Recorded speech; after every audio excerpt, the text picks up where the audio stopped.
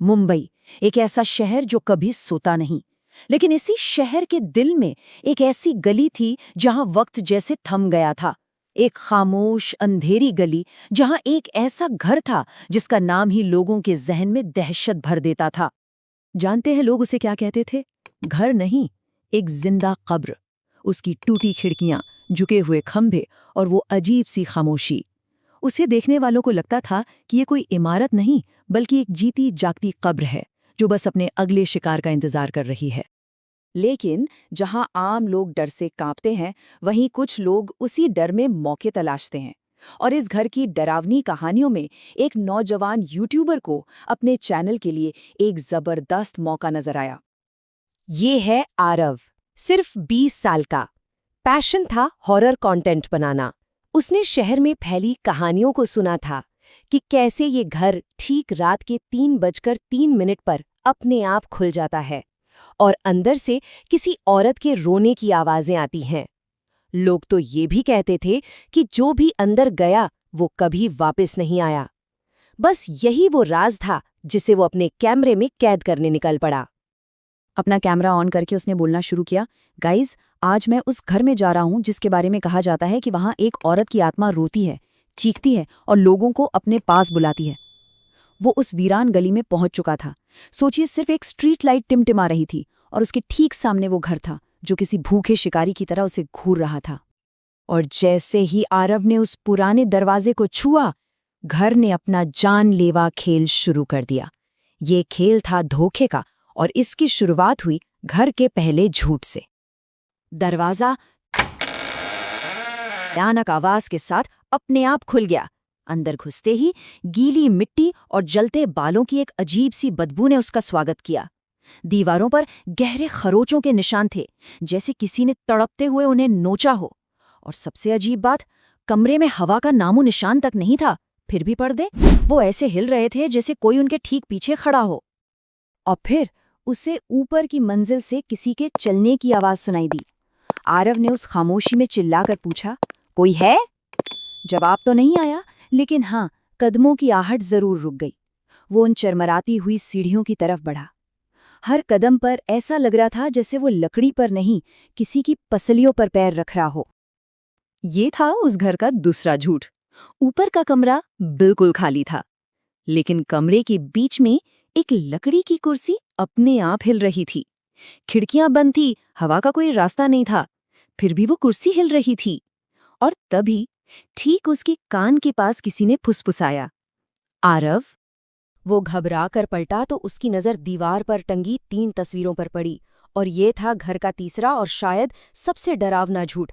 पहली तस्वीर में काली साड़ी पहने एक औरत थी, दूसरी में उसी औरत का चेहरा बुरी तरह खरोच दिया गया था, और तीसरी तस्वीर, वो बस एक खाली फ्रेम था, जैसे वो औरत तस्वीर से निकलकर कहीं चली गई हो। जैसे ही आरव ने कैमरे को उस खाली फ्रेम पे फोकस किया, शीशे पर अचानक सांस की धुंध जम गई, जैसे किसी ने ठीक उसके सामने खड़े होकर शीशे पर फूंक। और उस धुंध पर एक संदेश उभरा, पीछे मत देखना। एक ऐसी चेतावनी जिसे नजरअंदाज करना नामुमकिन था। और आरव ने वही किया जो कोई भी करता, उसने डरते डरते पीछे देखा। कमरे में कोई नहीं था, लेकिन फर्श पर, जहां कुछ पल पहले तक कुछ नहीं था, अब लंबे काले बालों का एक ताज़ा गुच्छा पड़ा था।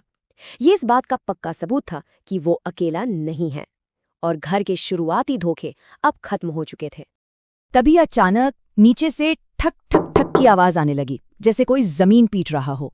ये आवाज आरव को उस घर के असली खौफ के केंद्र की ओर खींच रही थी, तहखाने की तरफ। आरव नीचे भागा और उसे तहखाने का दरवाजा मिला। जैसे ही उसने दरवाजा खोला, एक इतनी भयानक बदबू का झोंका आया कि उसे 2 कदम पीछे हटना पड़ा। सवाल ये था कि उस तहखाने में आखिर था क्या? नीचे जाती सीढ़ियों पर लाल रंग से लिखा था, मत आओ, वो जाग जाएगी। इस चेतावनी के बावजूद आरव अपने कैमरे की रोशनी के सहारे उस घुटन भरे अंधेरे में उतरता चला गया। एक ऐसा अंधेरा जिसमें अपनी ही सांस की भाप नजर आ रही थी। तहखाने के बीचों बीच ताले वाला एक लकड़ी का बक्सा रखा हुआ था। जैसे ही आरव उसके पास पहुंचा, उसका ईएमएफ मीटर पागलों की तरह चीखने लगा। ये साफ था कि उस बक्से के अंदर कोई पैरानॉर्मल ऊर्जा कैद है।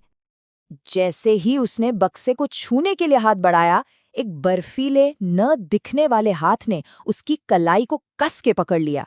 ये पहली बार था जब उस चीज ने उसे छुआ था। और तभी बक्से के अंदर से एक औरत की आवाज आई जो गिड़गिड़ा रही थी, मुझे बाहर निकालो, मैं बहुत अकेली हूँ। आरव चीखते हुए ऊपर की ओर भागा, लेकिन जब वो वापस पहले कमरे में पहुंचा तो उसने देखा कि घर ने अब अपना असली भयानक रूप दिखा दिया था। वो कमरा अब टूटा फूटा नहीं था, वो पूरी तरह सजा हुआ था, जैसे सालों से उसमें कोई रह रहा हो। घर अब जिंदा हो चुका था और सीढ़ियों के ऊपर वही तस्वीर वाली औरत खड़ी थी। काली साड़ी, लंबे उलझे बाल, एक ऐसा चेहरा जिसे इंसान का कहना मुश्किल था, और खून जैसी लाल आंखें। वो औरत आरव को घूर रही थी और उसने सिर्फ एक सवाल पूछा, तूने दरवाजा क्यों छुआ? आरव भागने के लिए मुड़ा, लेकिन दरवाजे अब दीवार बन चुके थे, और दीवारें वो अब कभी न खत्म होने वाले अंधेरे गलियारों में बदल गई थी। घर उसे बाहर जाने नहीं दे रहा था, वो पूरी तरह से फंस चुका था। औरत ने आरव को पकड़ लिया और उसके कानों में फुसफुसाई, जो डर को खेल बनाता है, डर उसे अपना घर बना लेता है। इसके बाद सिर्फ एक चीख सुनाई दी और फिर गहरी खामोशी। पर यह कहानी यहाँ खत्म नहीं होती। अगले दिन जब पुलिस वहां पहुंची तो जो कुछ उन्हें मिला उसने इस रहस्य को और भी ज्यादा गहरा कर दिया। पुलिस को घर के बाहर आरव का कैमरा मिला। उसमें घर के अंदर जाने तक की फुटेज तो थी, लेकिन अंदर का एक भी शॉट रिकॉर्ड नहीं हुआ था। अंदर की सारी फुटेज बिल्कुल काली थी। आरव का कोई सुराग नहीं मिला। लेकिन उस काली फुटेज के आखिरी सेकंड्स में एक औरत की फुसफुसाहट रिकॉर्ड हुई थी। वो कह रही थी, एक और आ रहा है। ये एक अंत नहीं था, बल्कि एक नए और भी भयानक चक्र की शुरुआत थी।